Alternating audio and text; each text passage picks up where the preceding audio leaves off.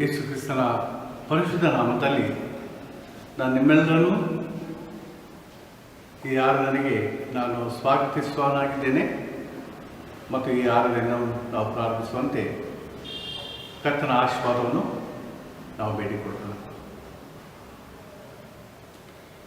ನಮ್ಮ ಪರಲೋಕದ ತಂದೆಯಾದ ದೇವರೇ,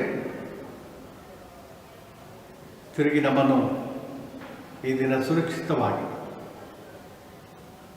ನಿನ್ನ ಸಾನ್ನಿಧ್ಯಕ್ಕೆ ಕರೆತಂದದಕ್ಕಾಗಿ ನನಗೆ ಸ್ತೋತ್ರವನ್ನು ಸಲ್ಲಿಸ್ತೇವೆ.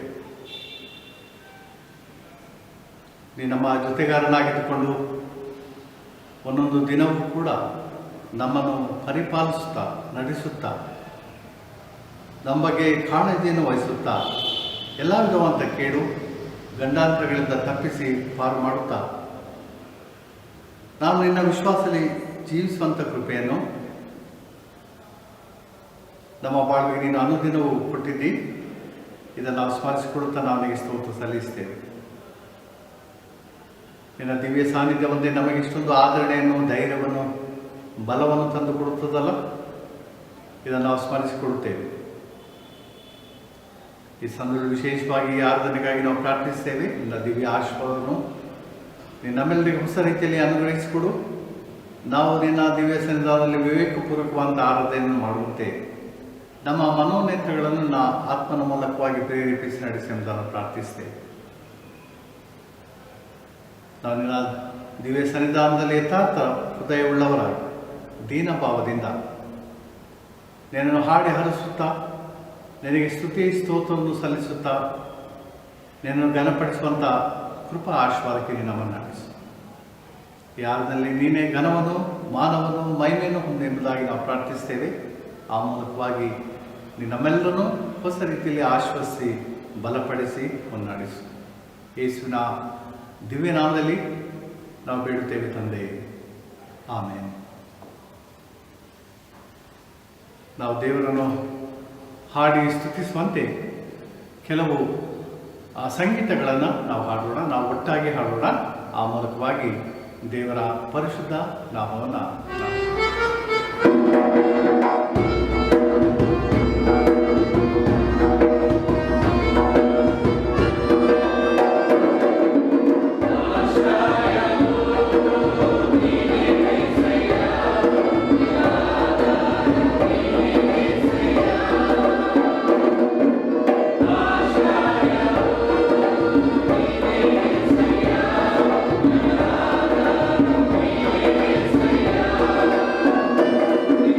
Now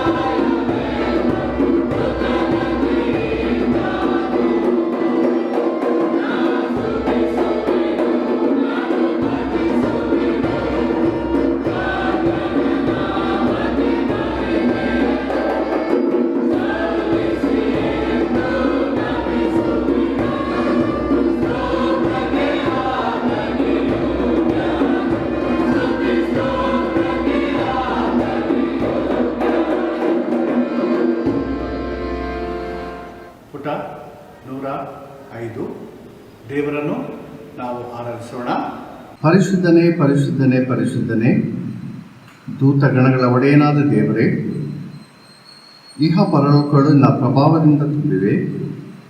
ಮಹೋನ್ನತನಾದ ಪ್ರಭುವೇ, ನಿನಗೆ ಮಹಿಮೆ ಉಂಟಾಗಲಿ.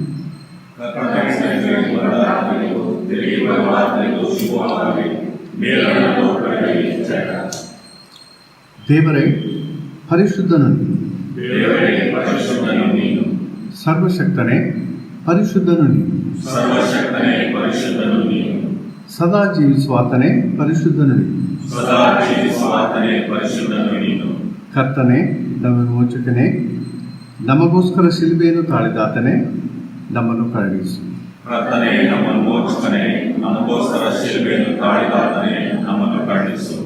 ನಾವು ದೇವರ ಸನ್ನಿಧಾನದಲ್ಲಿ ಮೌನವಾಗಿದ್ದು ನಮ್ಮನ್ನು ನಾವು ಪರೀಕ್ಷಿಸಿಕೊಳ್ಳೋಣ. ಮಾತ್ರ ನಮ್ಮ ಪಾಪಗಳನ್ನು ಆತನ ದಿವ್ಯ ಸನ್ನಿಧಾನದಲ್ಲಿ ಅರಿಕೆ ಮಾಡಿ ಆತನಿಂದ ಕ್ಷಮಾಪಣೆಯನ್ನು ನಾವು ಕೇಳಿ ಹೊಂದೋಣ. ದೇವರ ವಾಕ್ಯ ನಮಗೆ ತಿಳಿಸುವುದೇನೆಂದರೆ, ನಮ್ಮಲ್ಲಿ ಪಾಪವಿಲ್ಲವೆಂದು ನಾವು ಹೇಳಿದರೆ ನಮ್ಮನ್ನು ನಾವೇ ಮೋಸಪಡಿಸಿಕೊಳ್ಳುತ್ತೇವೆ ಮತ್ತು ಸತ್ಯ ಎಂಬುದು ನಮ್ಮಲ್ಲಿ. ನಮ್ಮ ಪಾಪಗಳನ್ನು ಒಪ್ಪಿಕೊಂಡು ಅರಿಕೆ ಮಾಡಿದರೆ ಆತ ನಂಬಿಗಸ್ತನೂ ನೀತಿವಂತನೂ ಆಗಿರುವುದರಿಂದ ನಮ್ಮ ಪಾಪವನ್ನು ಕ್ಷಮಿಸಿಬಿಟ್ಟು ಸಕಲ ಅನೀತಿಯನ್ನು ಪರಿಹರಿಸಿ ನಮ್ಮನ್ನು ಶುದ್ಧಿ ಮಾಡು. ನಮಗಿರುವ ಮಹಾಯಾಜಕನು ನಮ್ಮ ನಿರ್ದೋಷತೆಯನ್ನು ಕುರಿತು ಅನುತಾಪವಿಲ್ಲದವನಲ್ಲ. ಆತನು ಸರ್ವ ವಿಷಯಗಳಲ್ಲಿ ನಮ್ಮ ಹಾಗೆ ಶೋಧನೆಗೆ ಗುರಿಯಾದನು, ಪಾಪ ಮಾತ್ರ ಮಾಡಲಿಲ್ಲ.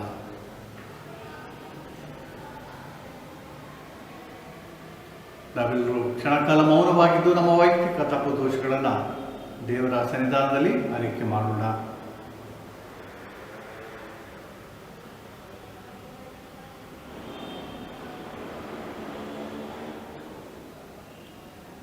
ನೂರ 8ನೇ ಪದವಿರುವಂಥ ಅರಿಕೆಯ ಪ್ರಾರ್ಥನೆ ನಾವೆಲ್ಲ ಒಟ್ಟಾಗಿ ಮಾಡೋಣ. ಸರ್ವಶಕ್ತನಾದ ಅತಿ ಕನಿಕರಗಳ ತಂದೆಯೇ, ನಾವು ತಪ್ಪಿಸಿಕೊಂಡ ಕುರಿಗಳಂತೆ ನಿನ್ನ ಮಾರ್ಗವನ್ನು ಬಿಟ್ಟು ತಿರುಗಾಡಿದ್ದೇವೆ. ಹೆಚ್ಚಾಗಿ ನಮ್ಮ ಇಷ್ಟಾನುಸಾರವೇ ನಡೆದಿದ್ದೇವೆ. ನಿನ್ನ ಪವಿತ್ರ ಆಜ್ಞೆಗಳನ್ನು ಮೀರಿದ್ದೇವೆ. ಮಾಡತಕ್ಕದನ್ನು ಮಾಡದೆ ಮಾಡಬಾರದನ್ನು ಮಾಡಿದ್ದೇವೆ. ನಮ್ಮಲ್ಲಿ ಯಾವ ಸ್ವಸ್ಥತೆಯೂ ಇಲ್ಲ. ನೀನಾದರೂ ಕರ್ತನೇ, ನೀಚ ಪಾಪಿಗಳಾದ ನಮ್ಮನ್ನು ಖಂಡಿಸು. ತಮ್ಮ ತಪ್ಪುಗಳನ್ನು ಅರಿಕೆ ಮಾಡುವವರಿಗೆ ಕೃಪೆ ತೋರಿಸು. ನಮ್ಮ ಕರ್ತನಾದ ಕ್ರಿಸ್ತ ಯೇಸುವಿನಲ್ಲಿ ನೀನು ಮನುಷ್ಯರಿಗೆ ಮಾಡಿರುವ ವಾಗ್ದಾನಗಳನ್ನು ಹೇಳಿ ಪಶ್ಚಾತ್ತಾಪ ಪಡುವವರನ್ನು ಉದ್ಧರಿಸು. ಬಹು ಕನಿಕರವುಳ್ಳ ತಂದೆಯೇ, ನಿನ್ನ ಪವಿತ್ರ ನಾಮಕ್ಕೆ ಮಹಿಮೆ ಉಂಟಾಗುವಂತೆ ನಾವು ಇನ್ನು ಮೇಲೆ ದೇವಭಕ್ತಿಯು ನೀತಿಯು ಸ್ವಸ್ಥ ಚಿತ್ತವುಳ್ಳವರಾಗಿ ಜೀವಿಸುವ ಹಾಗೆ ಆತನ ನಿಮಿತ್ತ ಸಹಾಯ ದಯಪಾಲಿಸು. ಆಮೇಲೆ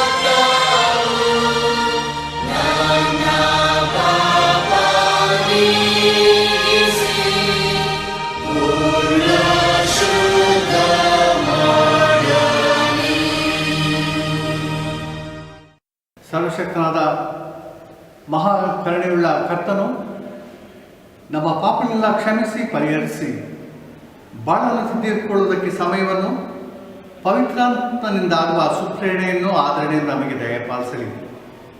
ಆಮೇಲೆ ನಾವೆಲ್ಲರೂ ಒಟ್ಟಾಗಿ 120ನೇ ಪುಟದಲ್ಲಿರುವಂಥ ಉಪಕಾರ ಸ್ತುತಿಯ ಪ್ರಾರ್ಥನೆಯನ್ನು ಮಾಡೋಣ. 120ನೇ ಪುಟ. ಸರ್ವಶಕ್ತನಾದ ದೇವರೇ, ಎಲ್ಲ ಮೇಲುಗಳಿಗೆ ಮೂಲಕರ್ತನೆ, ನೀನು ಎಲ್ಲ ಮನುಷ್ಯರಿಗೂ ಅಯೋಗ್ಯರಾದ ನಮಗೂ ಬಹು ಪ್ರೀತಿಯೊಡನೆ ಪಾಲಿಸುವ ವರಗಳಿಗಾಗಿ ಪೂರ್ಣ ಹೃದಯದಿಂದಲೂ ದೀನ ಭಾವದಿಂದಲೂ ನಿನಗೆ ಸ್ತೋತ್ರವನ್ನು ಸಲ್ಲಿಸುತ್ತೇವೆ. ನೀನು ನಮ್ಮನ್ನು ಉಂಟು ಮಾಡಿ ಸಾಧಿಸಲಕ್ಕಾಗಿಯೂ ನಮ್ಮ ಬಾಳಿನ ಸುಖ ದುಃಖಗಳಲ್ಲಿ ಕಾಲೋಚಿತ ಸಹಾಯವನ್ನು ಅನುಗ್ರಹಿಸಿದ್ದಕ್ಕಾಗಿಯೂ ನಿನ್ನನ್ನು ಕೊಂಡಾಡುತ್ತೇವೆ. ಮುಖ್ಯವಾಗಿ ನಮ್ಮ ಕರ್ತನಾದ ಯೇಸು ಕ್ರಿಸ್ತನ ಮುಖಾಂತರ ಉಂಟಾದ ಲೋಕ ರಕ್ಷಣೆಯಲ್ಲಿ ತೋರಿ ಬಂದ ನಿನ್ನ ಅಮೂಲ್ಯ ಪ್ರೀತಿಗಾಗಿಯೂ ನೀನು ಅನುಗ್ರಹಿಸಿದ ಕೃಪಾ ಸಾಧನಗಳಿಗಾಗಿಯೂ ಪ್ರಭಾವದ ನಿರೀಕ್ಷೆಗಾಗಿಯೂ ನಿನ್ನನ್ನು ಕೊಂಡಾಡುತ್ತೇವೆ. ನೀನು ಮಾಡಿದ ಉಪಕಾರಗಳನ್ನೆಲ್ಲ ನಾವು ತಕ್ಕ ಹಾಗೆ ನೆನೆಸಿ ಕೃತಜ್ಞರಾಗಿದ್ದು ಮಾತಿನಿಂದ ಮಾತ್ರವಲ್ಲದೆ ಬಾಳಿನಿಂದಲೂ ನಿನ್ನನ್ನು ಸ್ತೋತ್ರ ಮಾಡುವಂತೆ ಅನುಗ್ರಹಿಸು. ನಾವು ನಮ್ಮ ದೇಹಾತ್ಮಗಳನ್ನು ನಿನ್ನ ಸೇವೆಗೆ ಪ್ರತಿಷ್ಠಿಸಿಕೊಂಡು ನಮ್ಮ ಜೀವಮಾನದಲ್ಲೆಲ್ಲ ನಿರ್ಮಲ ಚಿತ್ತದಿಂದಲೂ ನೀತಿಯಿಂದಲೂ ನಿನ್ನ ಮುಂದೆ ನಡೆದುಕೊಳ್ಳುವಂತೆ ದಯಮಾಡಬೇಕೆಂದು ನಮ್ಮ ಕರ್ತನಾದ ಯೇಸು ಕ್ರಿಸ್ತನ ಮುಖಾಂತರ ನಿನ್ನನ್ನು ಬೇಡಿಕೊಳ್ಳುತ್ತೇವೆ. ನಿನ್ನೊಂದಿಗೂ ಪವಿತ್ರಾತ್ಮನೊಂದಿಗೂ ಕೂಡಿ ಮಾನ ಪ್ರಭಾವಗಳಲ್ಲಿ ಆಮೆನ್. ಕೀರ್ತನೆಯಲ್ಲಿ 104ನೇ ಕೀರ್ತನೆ 17ರಿಂದ 30ನೇ ವಚನದವರೆಗೆ ನಾವೆಲ್ಲ ಒಟ್ಟಾಗಿ ಓದಿಕೊಳ್ಳೋಣ. ಕೀರ್ತನೆ 104 17ನೇ ವಚನದಿಂದ 30ನೇ ವಚನಗಳ ತನಕ. ಪಕ್ಷಿಗಳು ಅವುಗಳಲ್ಲಿ ಗೂಡು ಕಟ್ಟಿಕೊಳ್ಳುತ್ತವೆ. ತುರಾಯಿ ಮರಗಳಲ್ಲಿ ಬಕಪಕ್ಷಿಗಳು ವಾಸಿಸುತ್ತವೆ. ಕಾಡು ಕುರಿಗಳಿಗೆ ಉನ್ನತವಾದ ಪರ್ವತಗಳು, ಬೆಟ್ಟದ ಮೊಲಗಳಿಗೆ ಬಂಡೆಗಳು ಆಶ್ರಯಸ್ಥಾನಗಳಾಗಿವೆ. ವಿಶೇಷ ಕಾಲಗಳ ಸೂಚನೆಗಾಗಿ ಚಂದ್ರನನ್ನು ನಿರ್ಮಿಸಿದ್ದಿ. ಸೂರ್ಯನು ತನ್ನ ಅಸ್ತಮಾನ ಸಮಯವನ್ನು ಬಲ್ಲನು. ನೀನು ಕತ್ತಲೆಯನ್ನು ಬರಮಾಡಲು ರಾತ್ರಿಯಾಗುತ್ತದೆ. ಆಗ ಕಾಡಿನ ಮೃಗಗಳೆಲ್ಲ ಹೊರಬರುತ್ತವೆ. ಪ್ರಾಯದ ಸಿಂಹಗಳು ಬೇಟೆಗಾಗಿ ಗರ್ಜಿಸುತ್ತವೆ. ದೇವರಿಂದ ಆಹಾರವನ್ನು ಕೇಳಿಕೊಳ್ಳುತ್ತವೆ. ಸೂರ್ಯೋದಯವಾಗಲು ಅವು ಬಂದು ತಮ್ಮ ಗವಿಗಳಲ್ಲಿ ಮಲಗಿಕೊಳ್ಳುತ್ತವೆ. ಮನುಷ್ಯನು ತನ್ನ ಕೆಲಸಕ್ಕೆ ಹೊರಟು ಹೋಗುತ್ತಾನೆ, ಸಾಯಂಕಾಲದವರೆಗೆ ದುಡಿಯುತ್ತಾನೆ. ಯೆಹೋವನೇ, ನಿನ್ನ ಕೈಕೆಲಸಗಳು ಎಷ್ಟೋ ವಿಧವಾಗಿವೆ. ಅವುಗಳನ್ನೆಲ್ಲ ಜ್ಞಾನದಿಂದಲೇ ಮಾಡಿದ್ದಿ. ಭೂಲೋಕವು ನಿನ್ನ ಆಸ್ತಿಯಿಂದ ತುಂಬಿರುತ್ತದೆ. ಇಗೋ, ಬಹು ವಿಶಾಲವಾದ ಸಮುದ್ರವು, ಅದರೊಳಗೆ ಲೆಕ್ಕವಿಲ್ಲದಷ್ಟು ಸಣ್ಣ ದೊಡ್ಡ ಜೀವಜಂತುಗಳು ಚಲಿಸುತ್ತಿರುತ್ತವೆ. ಅದರಲ್ಲಿ ಹಡಗುಗಳು ಸಂಚರಿಸುತ್ತವೆ. ನೀನು ಉಂಟುಮಾಡಿದ ಲಿವ್ಯಾತಾನವು ಅದರಲ್ಲಿ ಆಡುತ್ತದೆ. ಇವೆಲ್ಲ ಹೊತ್ತು ಹೊತ್ತಿಗೆ ಆಹಾರಕ್ಕೋಸ್ಕರ ನಿನ್ನನ್ನೇ ನಿರೀಕ್ಷಿಸುತ್ತವೆ. ನೀನು ಕೊಡಲು ಅವು ತೆಗೆದುಕೊಳ್ಳುತ್ತವೆ. ನೀನು ಕೈತೆರೆಯಲು ಅವು ಒಳ್ಳೆಯದನ್ನು ಹೊಂದಿ ತೃಪ್ತಿಗೊಳ್ಳುತ್ತವೆ. ನೀನು ವಿಮುಖನಾಗಲು ತಲ್ಲಣಿಸುತ್ತವೆ. ಅವುಗಳ ಶ್ವಾಸವನ್ನು ತೆಗೆದುಕೊಳ್ಳಲು ಅವು ಸತ್ತು ತಿರುಗಿ ಮಣ್ಣಿಗೆ ಸೇರುತ್ತವೆ. ನೀನು ಜೀವಶ್ವಾಸವನ್ನು ಊದಲು ಅವು ಹೊಸದಾಗಿ ಹುಟ್ಟುತ್ತವೆ. ಭೂಮಿಯನ್ನು ನೂತನಪಡಿಸುತ್ತಿರುತ್ತಿ ಎಂಬುದು.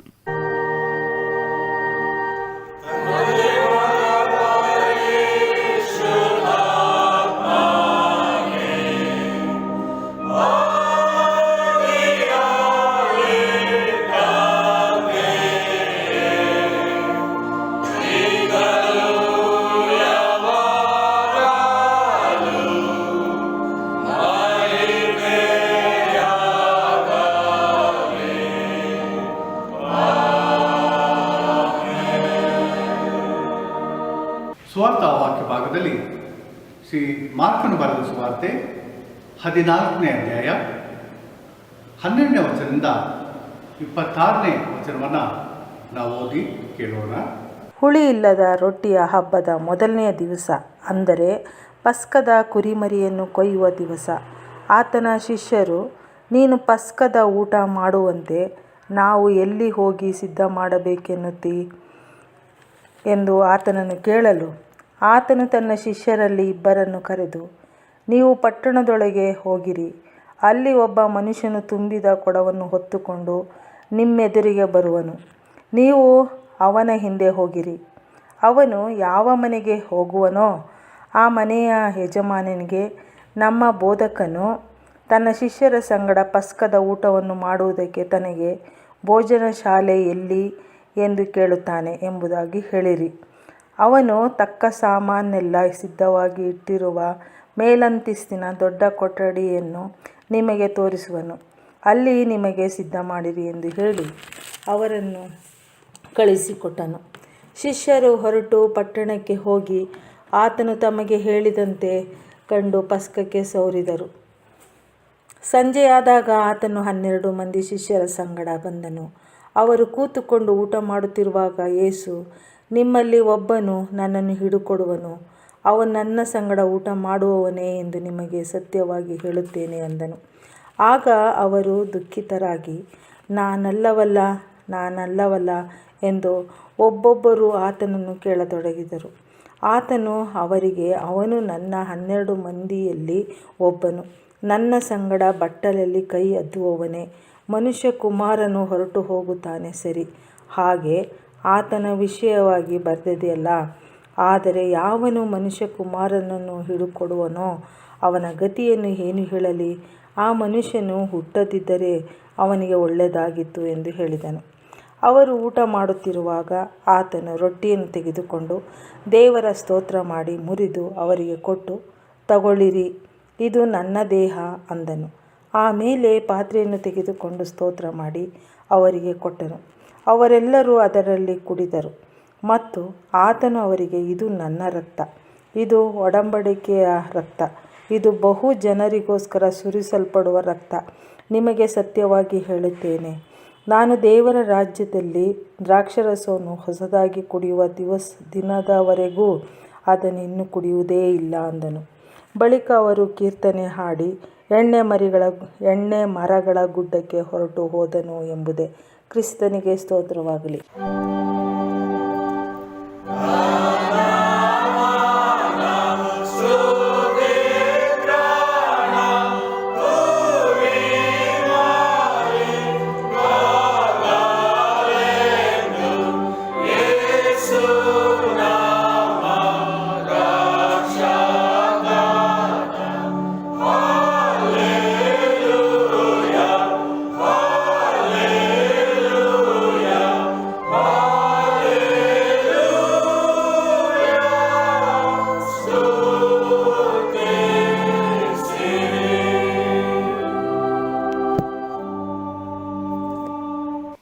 ನಾವು ದೇವರ ವಾಕ್ಯ ಸಂದೇಶವನ್ನು ಕೇಳುವ ಮೊದಲು ಆತ್ಮಸ್ವರೂಪನೆ ಎಂಬ ಸಂಗೀತದಲ್ಲಿ ನಾವು ಹಾಡೋಣ.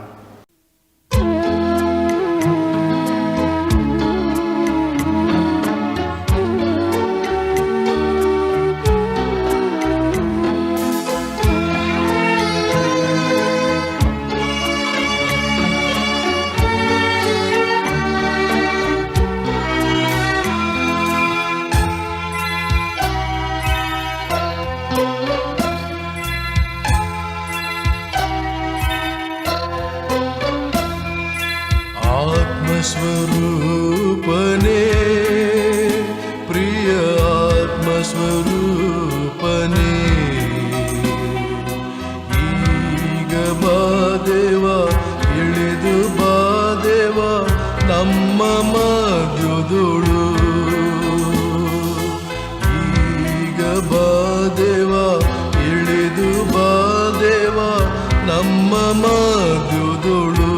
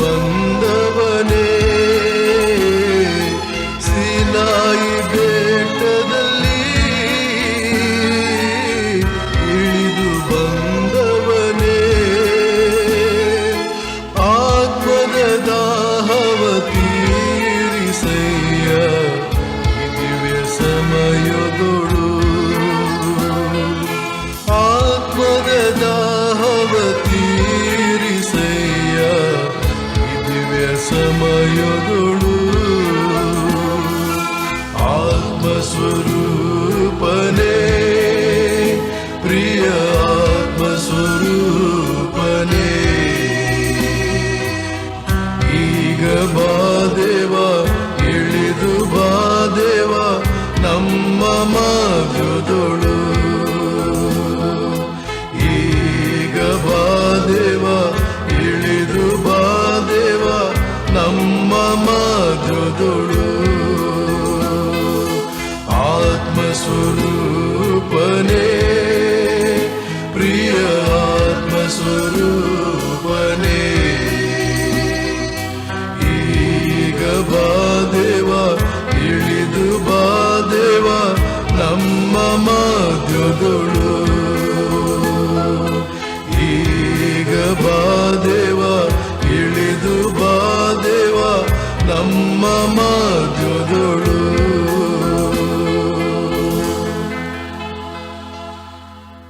ನಾವು ದೇವರ ವಾಕ್ಯದ ಸಂದೇಶವನ್ನು ಕೇಳುವ ಮೊದಲು ಕರ್ತನ ಸಹಾಯಕ್ಕಾಗಿ ನಾವು ಪ್ರಾರ್ಥನೆ ಮಾಡೋಣ.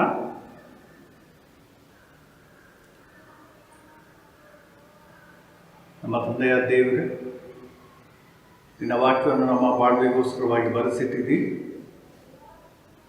ಆ ಮೂಲಕವಾಗಿ ಅಗಾಧವಂತ ಸತ್ಯಾರ್ಥವನ್ನು ನಾವು ಗ್ರಹಿಸಿತು ಮಾತು ಅದಕ್ಕನುಸಾರವಾಗಿ ನಾವು ಜೀವಿಸುವಂಥ ಕೃಪೆಯನ್ನು ನೀನು ದಯಪಾಲಿಸು. ನಿನ್ನ ಪರಿಶುದ್ಧಾತ್ಮನು ತಾನೇ ನಮ್ಮನ್ನು ಎಲ್ಲ ವಿಷಯದಲ್ಲಿ ಸತ್ಯಕ್ಕೆ ನಡೆಸಲಿ ಎಂಬುದಾಗಿ ನಾವು ಪ್ರಾರ್ಥಿಸ್ತೇವೆ. ನಿನ್ನ ವಾಕ್ಯವನ್ನು ಧ್ಯಾನಿಸುತ್ತಾ ಅದಕ್ಕೆ ಪೂರ್ಣ ವಿಧೇಯತೆಯನ್ನು ತೋರಿಸುವಂಥ ಸಿದ್ಧ ಮನಸ್ಸು ನಮಗೆ ನೀನು ಅನುಗ್ರಹಿಸಿಕೊಟ್ಟು ನಡೆಸು. ಯೇಸುವಿನ ದಿವ್ಯನಾಮದಲ್ಲಿ ನಾವು ಬೇಡುತ್ತೇವೆ ತಂದೆ, ಆಮೇಲೆ. ಕರ್ತನ ಪ್ರೀತಿಯ ಸಹೋದರ ಸಹೋದರರೇ, ಕಳೆದ ಭಾನುವಾರ ನಾವು ಪವಿತ್ರ ಸಂಸ್ಕಾರದ ಕುರಿತಾಗಿ ನಾವು ಆಲೋಚನೆ ಮಾಡಿದೆವು. ಅದರಲ್ಲಿ ಮುಖ್ಯವಾಗಿ ದೀಕ್ಷಾಸ್ನಾನದ ಕುರಿತಾಗಿ ನಾವು ಧ್ಯಾನಿಸಿದೆವು.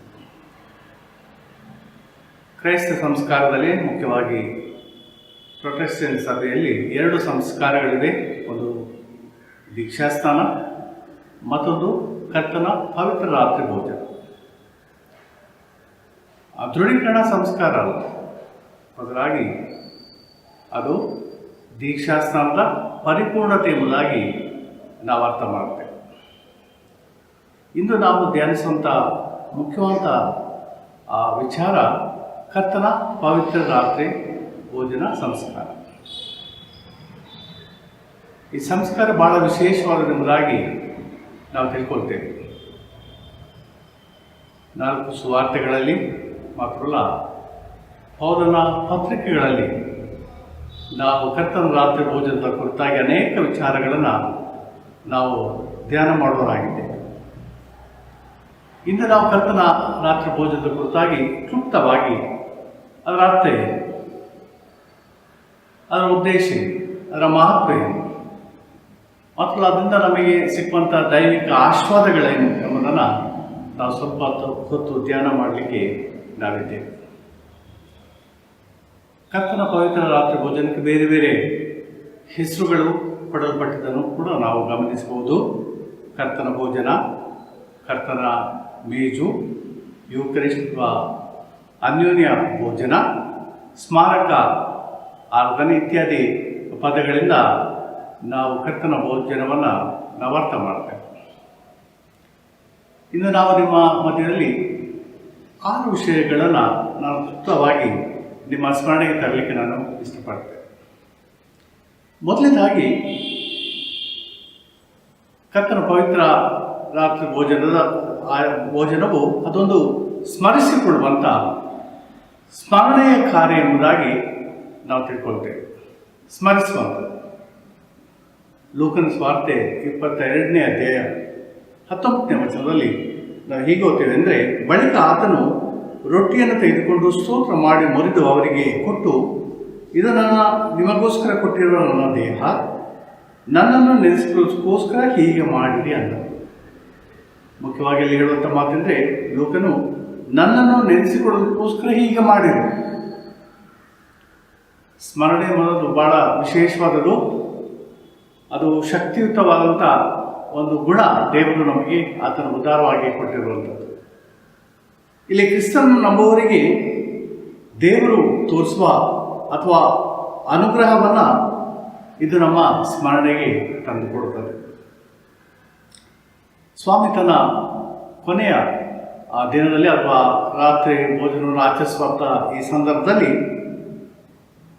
ನಾವು ಮುಖ್ಯವಾಗಿ ಆತನು ಪಟ್ಟಂಥ ಶ್ರಮೆಯನ್ನು, ಯಾತನೆಯನ್ನು, ನಿಂದೆ ಅಪಮಾನಗಳನ್ನು ನಾವು ಸ್ಮರಿಸಿಕೊಳ್ತೇವೆ. ಮಾತ್ರವಲ್ಲ, ಆತನ ಶಿಲುಬೆಯ ಘೋರವಂಥ ಮರಣವನ್ನು ಕೂಡ ನಮ್ಮ ಸ್ಮರಣೆಗೆ ಈ ಒಂದು ಕರ್ತನ ರಾತ್ರಿ ಭೋಜನ ನಮಗೆ ತಂದು ಕೊಡುವಂಥದ್ದಾಗಿದೆ.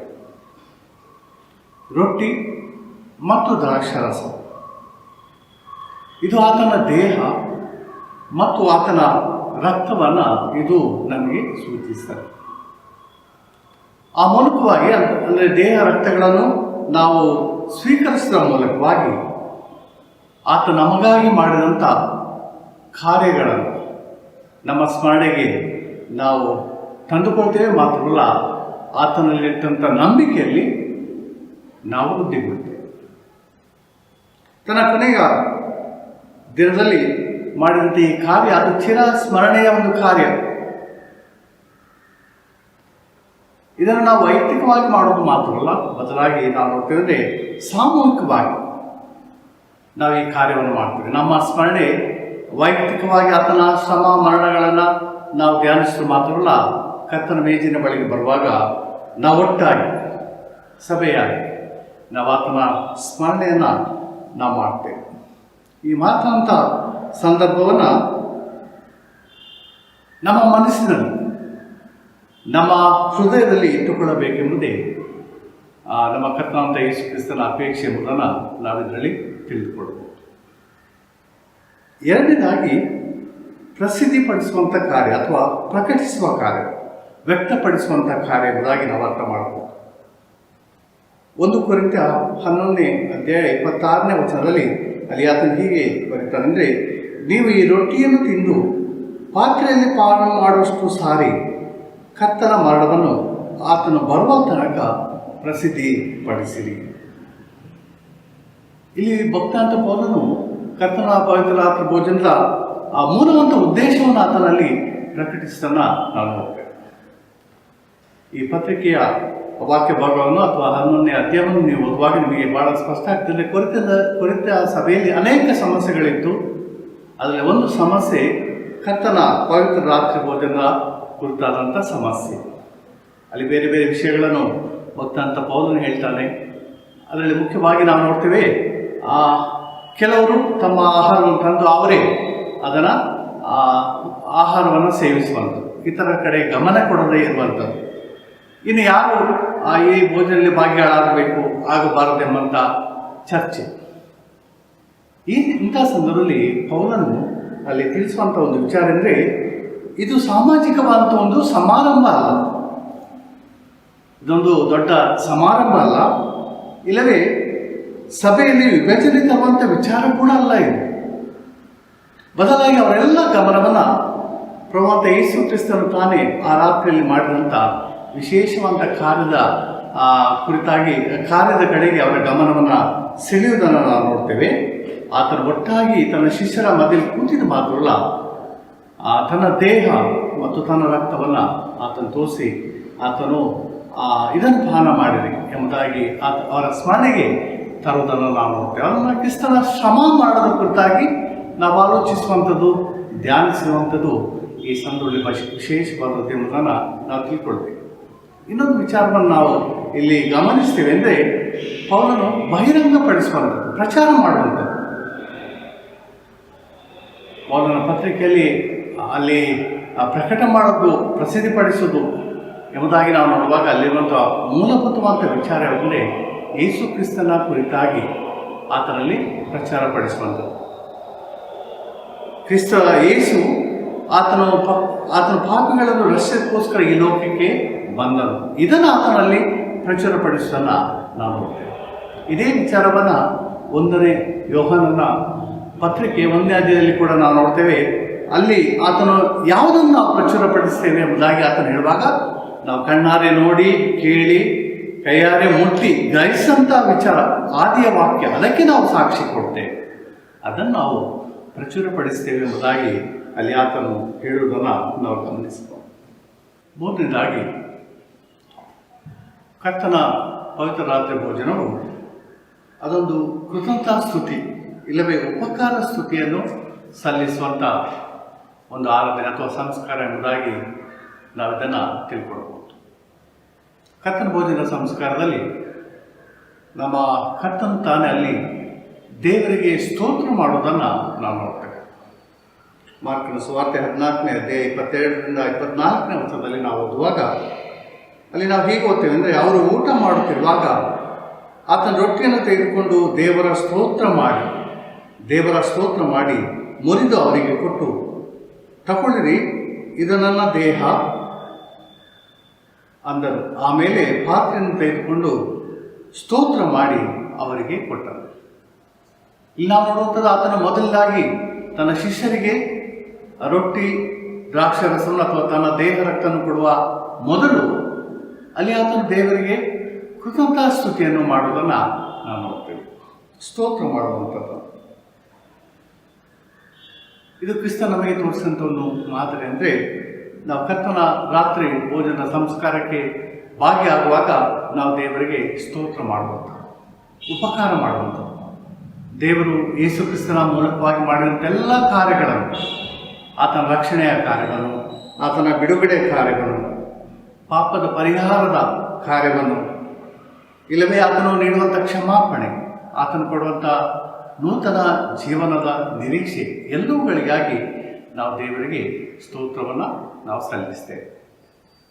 ಇನ್ನೊಂದು ವಿಚಾರವನ್ನು ಕೂಡ ನಾವು ಗಮನಿಸ್ಬೋದೆ. ಅಂದರೆ ಯೇಸು ಸ್ವಾಮಿ ಈ ಸಂಸ್ಕಾರವನ್ನು ಆಚರಿಸುವಂಥ ಆ ಹಿನ್ನೆಲೆ ನಮ್ಮೆಲ್ಲರಿಗೆ ಗೊತ್ತಿದೆ. ಅಂದರೆ ಅದು ಆತನ ಕಡೆಯ ಭೋಜನ, ತನ್ನ ಶಿಷ್ಯರು ಕೂಡ. ಇನ್ನು ಕೆಲವೇ ತಾಸುಗಳಲ್ಲಿ ಅಥವಾ ಮಾರನೇ ದಿನ ಆತನು ಘೋರವಂತ ಆ ಹಿಂಸೆಯನ್ನು ಇಲ್ಲವೇ ಕ್ರೂಜೆಯ ಮರಣವನ್ನು ಆತನು ಅನುಭವಿಸಲಿಕ್ಕೆ ಆತನು ಮುಂದೆ ಸಾಗುತ್ತಾ ಇದ್ದ. ಒಂದು ವೇಳೆ ಆತನ ಮನೋಸ್ಥಿತಿ ಬಹಳ ಕಠಿಣವಾಗಿದ್ದಿರಬೇಕು, ವೇದನೆಯಿಂದ ಕೂಡಿದ್ದಿರಬೇಕು.